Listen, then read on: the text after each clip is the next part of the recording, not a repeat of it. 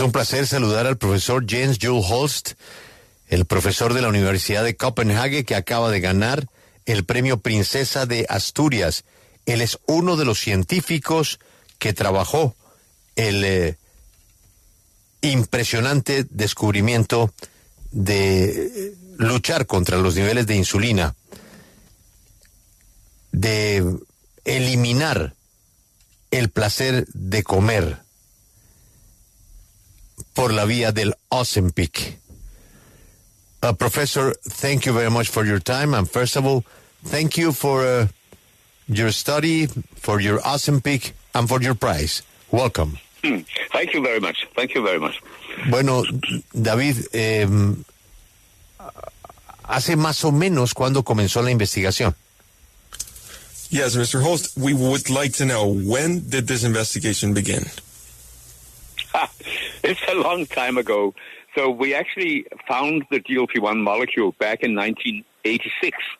And the reason we found it was that we were looking for it. We were looking for something that could stimulate insulin secretion, a hormone that would be secreted from the gut that could help us understand some of the problems our patients had.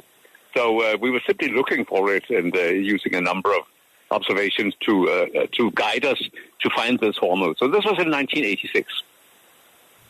Comenzaron hace mucho tiempo, en 1986 comenzaron a buscar esa molécula que precisamente estaban tratando de encontrar, que pudiera estimular la hormona, que resolviera esos problemas que tenían sus pacientes, y ahí comenzaron esas observaciones para encontrar esa molécula que en 1986 estaban tratando de conseguir. David, ¿y cuándo la consiguieron? ¿Cuándo apareció la molécula? And Dr. Holst, when did you find it? When did that molecule appear? So what happened was that, as I said, we were looking for it, and we had developed some methods that would allow us to look for insulin-releasing peptides in the gut. And we had a pancreas, a pancreas preparation that could secrete insulin, and we were simply chasing molecules that could stimulate insulin secretion. So we were preparing extracts from the gut of humans and pigs, and we were able to pull out the peptide that was responsible for this, and that is how we got it. And as I said, that happened in 1986. Fue el mismo año, en 1986, cuando estaban buscando precisamente esta molécula, estaban tratando de desarrollar métodos para poder estimular la insulina. Entonces nos dice que empezaron a hacer estos estudios en cerdos con estas pepticidas responsables, y fue en 1986, ese mismo año. Nuestro invitado se graduó en 1970, se doctoró en Copenhague en 1978. Y ha dedicado su vida a la investigación. Yo quiero hacerle una pregunta muy concreta sobre algo que está sucediendo con Ozempic en muchos mercados. En Colombia, por ejemplo, desde donde le saludamos, el Ozempic, pues obviamente tiene una prioridad: obesidad, diabetes. Pero al tener la fórmula mágica de dejar de comer, muchas personas que no son obesas, que no tienen diabetes, están tomando Ozempic simplemente para adelgazar. ¿Usted qué mensaje le envía a esas personas que no necesitan el Ozempic y lo están tomando por vanidad? Well, we know that Dr. Holst, Ozempic in many markets has been growing abruptly, and in Colombia, where we're speaking to you from, Ozempic has a priority for obesity and diabetes, but by having the magic formula to stop eating, many people who are not obese and do not have diabetes are taking Ozempic to lose weight, maybe because they'd like to. But what messages could you send to these people who are taking the medicine for for many other options that are not in regards to obesity or diabetes? So diabetes is, of course, it's obvious that it is suitable for the treatment of diabetes. Obesity is, to a very high degree, accompanied by complications. And many people with obesity will eventually suffer from complications, all those that we normally talk about under the title the metabolic syndrome. And if you have that, and that really applies to a large number of people with obesity, then you have an increased cardiovascular risk and also an increased risk of dying of these complications. So all of these people that have the complications of obesity already, and one of the complications is diabetes, they are, of course, entitled to have this medication if at all possible. The problem is that there is a general shortage of the supplies of this compound all over the globe. And if a lot of people, get hold of Ozempic that don't really need it yet, at least, then, of course, other people will not be able to get it, and that's a problem. So the shortage of medication is a big problem that we have to look at. And fortunately, the companies are doing a lot to improve the supplies, but it's really a problem right now. If people are obese, and if they are worried about their obesity, and many people are, of course, and if there is something that can actually do something that can help them, then I don't see that anybody should forbid them to use it. It is not in any constitution or any legislation that you should not be allowed to seek help if you need help. So that's my fundamental attitude to this problem.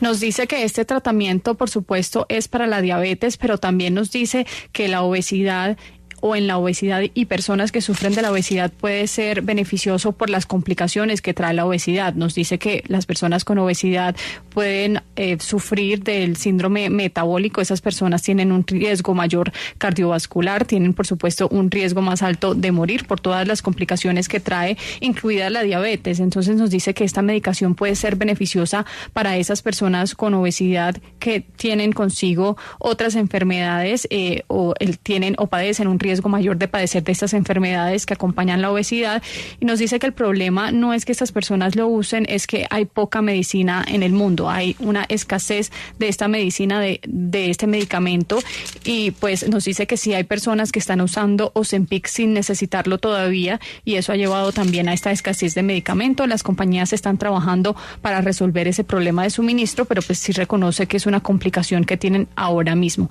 Nos dice que no hay ninguna ley que evita que estas personas obesas y que necesitan el medicamento lo utilicen. Este medicamento sí puede hacer algo para ayudarlas, así que no ve que se deba prohibir que estas personas que sí lo necesitan lo utilicen o lo usen. Profundizando sobre esa respuesta, a mí me gustaría que el profesor nos hablara de los riesgos que implicaría tomar que las personas que no necesiten necesariamente el Ozempic porque no tienen esa obesidad y no sufren de diabetes y la están tomando, ¿qué riesgos podría causarles a la salud? Yes, Dr. Holz, now we'd like to hear more of the risks maybe involved in taking the medicine for people who do not have these symptoms like obesity or diabetes. So there are no serious risks associated with taking this medication. There are some side effects that are very well known. That it's nausea, and if you in the beginning of your therapy, there will also be a risk of increases in vomiting, which is of course unpleasant. But usually that subsides, and you can usually do something about it by increasing the dosing very, very slowly. So that's the kind of known problems that we have with the therapy. Long-term complications are not really serious and known. And, the compounds have really been around since 2005. So there's quite a lot of knowledge about them. So there are no serious problems right now. There may be some problems in people losing a lot of weight with gallstones. But that's one of the problems. It's a small problem compared to the big picture. So there are no really serious problems associated with the therapy. No hay problemas, serios asociados a usar este medicamento, o no trae, unos efectos secundarios complicados. Nos dice que hay unos que sí son conocidos, pero que son menores, como las náuseas que puede provocar este medicamento en las personas.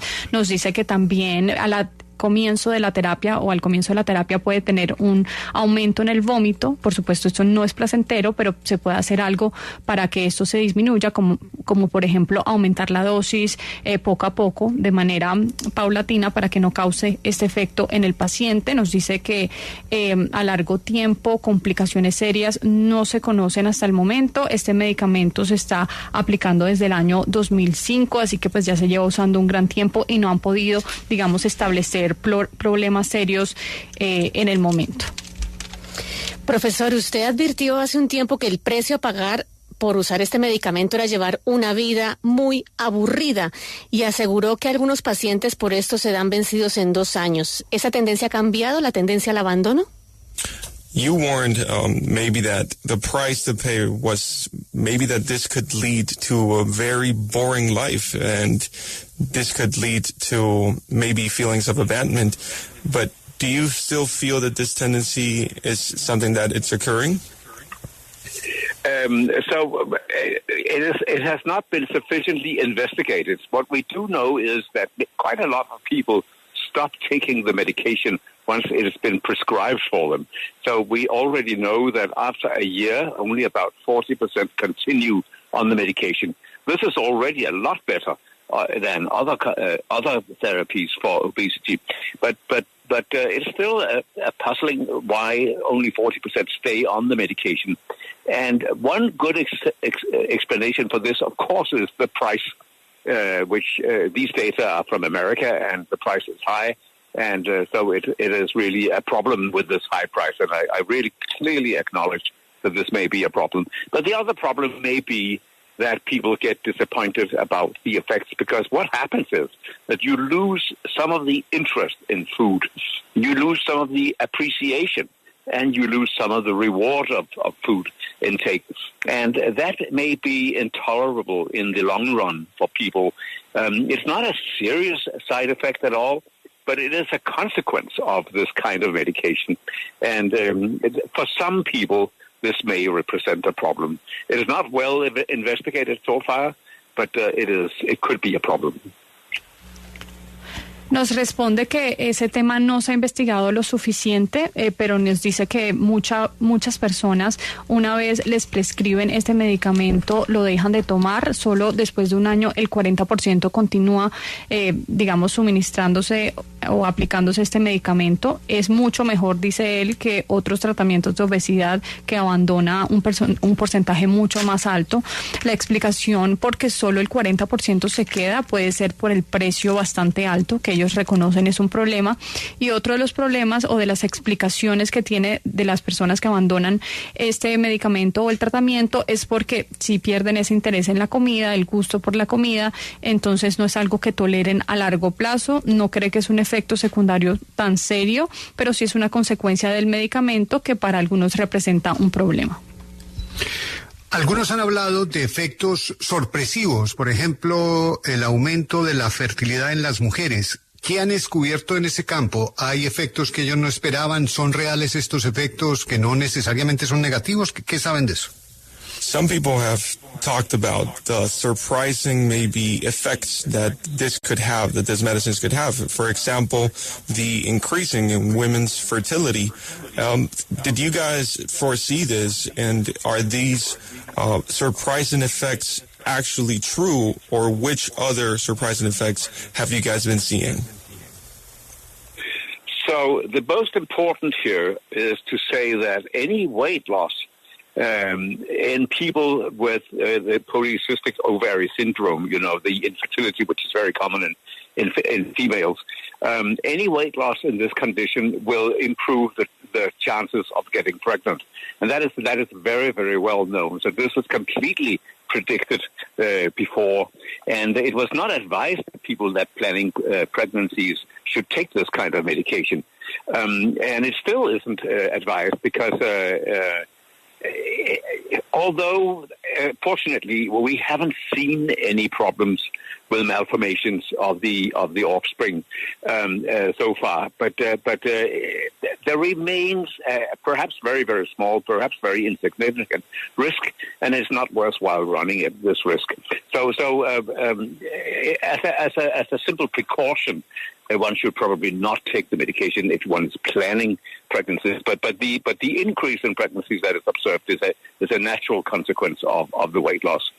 I think that perhaps the most important to say is that while you are on the therapy, the most important thing you should do and could do is to change your lifestyle, to use this medication as a chance to improve your lifestyle. That is both in terms of the diet that you take in. You could go for less calories and less calorie-dense diets. And it is also true for the physical activity planning and level. And the good news is that you can do this because of this medication. You are able to change your diet. You do not feel the craving of food and the murmur of food anymore. And also because of the weight loss, you will also be able to engage in more physical activity than before. So it is possible to do this. And it's also extremely important because if you do it, there's a fair chance that you may be able to maintain the weight loss. And even more importantly, you can also keep up your lean body mass, that is your muscle mass, which inevitably will decrease when you eat less. So these precautions are very, very important. Pues dice que lo más importante es decir que obviamente una mujer si pierde peso, pues tiene un mejor chance de quedar embarazada, tiene una mejor posibilidad de quedar embarazada, así que pues esto se veía venir, por decirlo así, era previsible. Nos dice que estas mujeres que buscan quedar embarazadas no les recomienda tomarlo simplemente por precaución, no han podido detectar, digamos, un efecto, digamos, significante, un riesgo significante, pero por precaución no recomiendan que una mujer o que quiera quedar embarazada tome este medicamento. Así que si una persona quiere quedar embarazada, digamos, no es el tratamiento para eso, pero pues sí es una consecuencia que una persona que pierde peso, pues es más fácil que quede embarazado. Por eso pues se ha visto también este efecto secundario positivo. Nos dice que cuando una persona se involucra con esta terapia debe cambiar su estilo de vida, o es recomendable que lo haga, que haga una dieta saludable, de menos calorías, que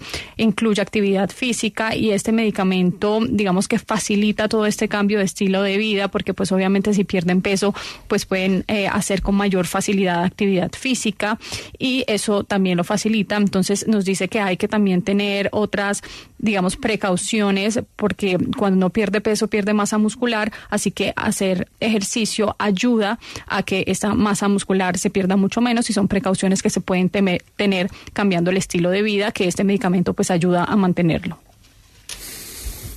Yo quisiera que el profesor nos contara sobre cómo nació por allá en la década del 80 su interés sobre el tema de la diabetes, si es por una historia personal o si sencillamente porque cuando él estaba haciendo sus estudios de doctorado le hablaron de la diabetes y le llamó la atención. ¿Cuál fue el origen de su búsqueda?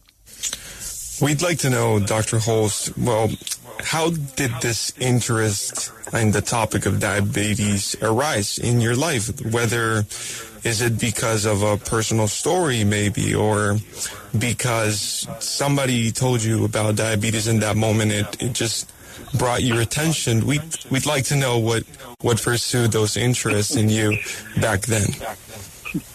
So we're back in history again.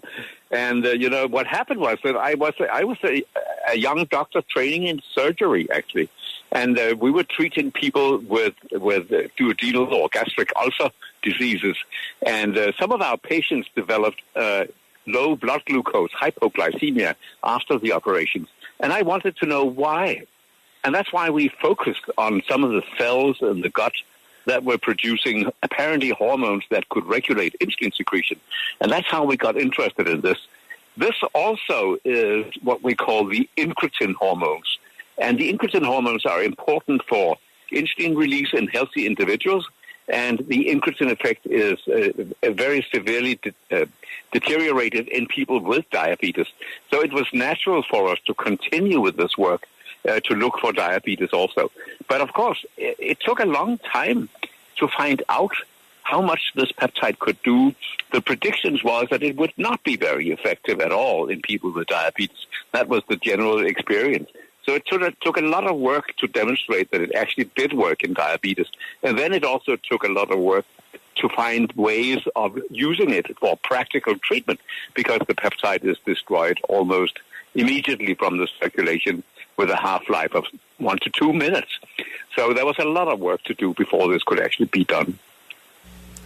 Pues nos advierte que fue mucho trabajo porque inicialmente no era lo que estaban estudiando, no estaban enfocados en la diabetes. Nos dice que él era un doctor bastante joven en ese momento, entrenando para cirugía, y se estaban dando cuenta que esos pacientes que estaban atendiendo desarrollaban hipoglicemia, querían entender por qué, entonces se enfocaron en algunas células y así comenzó el interés por estudiar las células que producen esas hormonas que aumentan esa secreción de insulina. Así nació, digamos, el interés por este tema, y pues una vez comenzaron con la investigación, esto los llevó también a estudiar la diabetes, y por eso pues tomó muchísimo tiempo, porque tenían que comprobar que esto también ayudaba a la diabetes. Estos péptidos podían hacer un cambio en este tema, y fue una investigación bastante ardua para buscar esas maneras de cómo utilizarlo.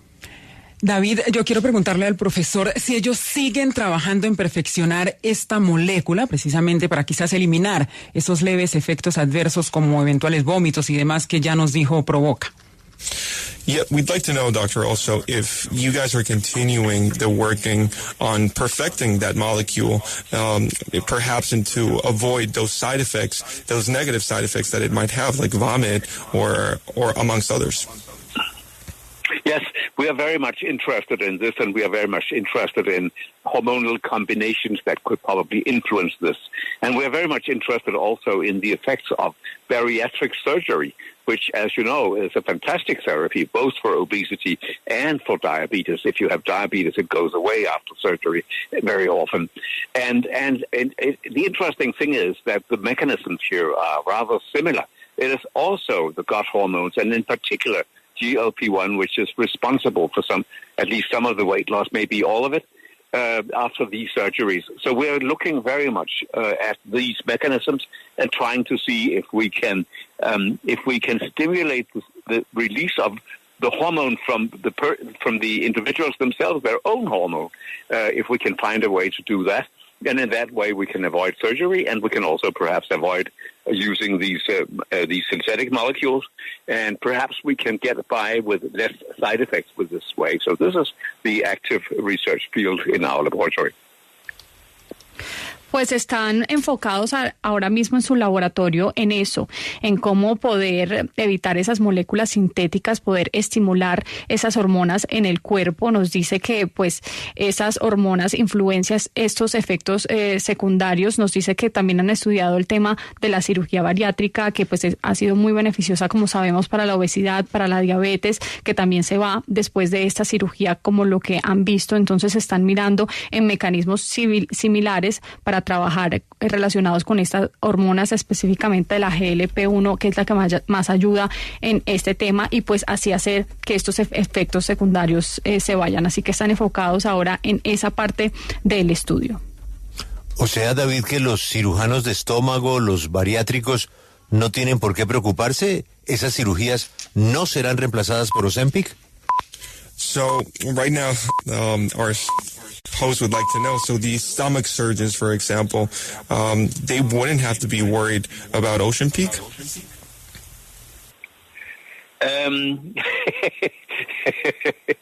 That is a good question. Of course, some of the patients that would previously or today that would have been, where you suggested operation for obesity, they may be better off using high doses of Ozempic, of semaglutide, and some of the other compounds that are now available. There's no doubt about that. But I don't see it as a problem. On the contrary, the two groups will work together, because it will be extremely helpful for the surgeons if the patients have lost some weight before they start the operation. That the operation goes a lot better if people have lost some weight before. And some of the patients after the operation do not get the expected weight loss. And there you can add in with these agents and get the perfect result. So, and some will eventually, with time, develop weight regain after the operation. And again, you can step in with these compounds and help and maintain the weight loss. So there are many ways where the two groups can work together to the benefit of the patients. Doctor, thank you very much for this interview. Doctor, you have been your whole life studying, reading, searching, researching. Yes. But scientists and doctors, they don't talk about money. But listen, doctor, business are business because you save the economy of a country. And you save a lab, Big Pharma, that now is big Pharma, Novo Nordisk. Fortunately, they pay tax in our country, which is a good thing. You deserve a little bit or not? I have never been interested in that. I have my salary from the university, and that's enough. I'm very happy with that. And I don't have any patents, and I'm not making a fortune. But it doesn't interest me. What's a joke? Doctor, now it's not a joke. Be ready for the next call from a country very near to you. Let's see about that. That would be interesting. Yeah, you will have another call, to the end of the year. Congratulations, doctor, and thank you very much. Thank you very much. This was really fun. Thank you. Thank you. Bueno, pues este es el hombre del Ozempic que acaba de recibir el premio Princesa de Asturias por la investigación científica y técnica 2024. El hombre que con otros profesores realmente son Daniel Drucker, Jeffrey Friedman, Svetlana Moksov, Joel Havener y nuestro invitado, Jens Juul Holst. Se rió mucho Grace, pero mucho cuando le preguntamos sobre el futuro de los cirujanos del balón gástrico, los bariátricos, el recorte del intestino, el recorte del estómago, pues muchas personas se han sometido a este tipo de cirugías para luchar contra su obesidad y así evitar el problema siguiente que es la diabetes. Se rió mucho, da la impresión de que sí se puede cambiar el modelo de negocios de los cirujanos, ¿no? Sí, él dice que algunos pacientes que recibieron estas cirugías por obesidad, por supuesto que hubieran podido utilizar la semaglutida o el Ozempic para beneficiarse. Él lo que respondió es que no lo ve como un problema para ellos porque pueden trabajar juntos en beneficio del paciente. Por ejemplo, esas personas que se operan y se hacen estas cirugías para perder peso pueden ganar peso después de la cirugía y pueden someterse a este tratamiento, entonces podría ser algo complementario. O por ejemplo, al médico le puede servir que su paciente no entre a la cirugía con tanto peso, que baje un poco de peso antes de someterse a la operación, y eso puede ser beneficioso para ellos. Así que él dice que no es un problema porque pueden ser tratamientos complementarios, por decirlo así. Sí, ya una obesidad extrema.